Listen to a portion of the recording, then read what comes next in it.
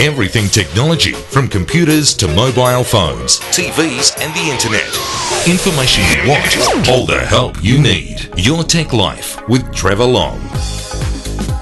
And welcome to Your Tech Life. I'm Trevor Long. Now, just another look at the iPad 2, and I think something that Steve Jobs mentioned in his keynote, which is, look, I think it's fantastic and really will appeal to a lot of people, is the HDMI output dongle.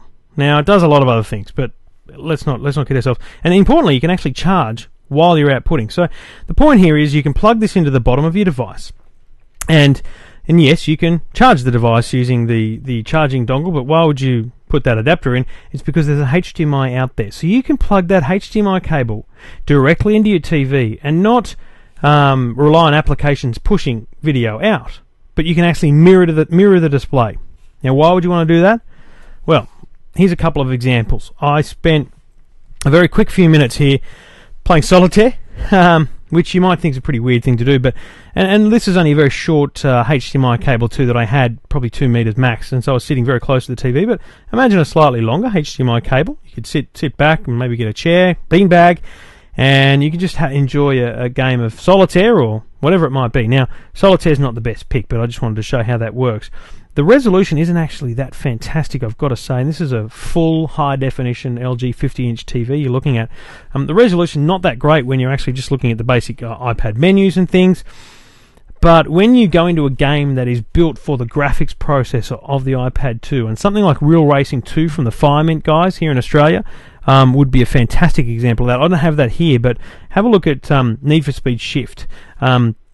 This is a fantastic, fun racing game. The graphics aren't brilliant, but they are for an iPad, so it's a very hard thing to say they're not great when they are actually fantastic graphics. But when you see them on a big screen, what I suggest it's more about is just how fantastic the gaming experience is. And you're attached. I understand that it's not wireless, but as long as you've got some slack in the cord, this is fantastic stuff to have.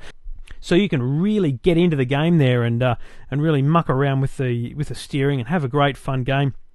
And I think that's what you'll see here with this HDMI output. And then again, you've got video editing, which I don't think you do the video editing itself here on this HDMI output, but watching videos and things like that, even flicking through photos, would be a fantastic experience. So if you've got a big screen TV with HDMI, this dongle, it's your friend. I think it's a very useful thing to have. It'll be used very heavily in demos and in applications in commercial areas, but I think for the average Joe, you could really get some life out of your iPad, showing photos, showing videos, playing games, by sharing with your family and friends using the big screen HDMI dongle.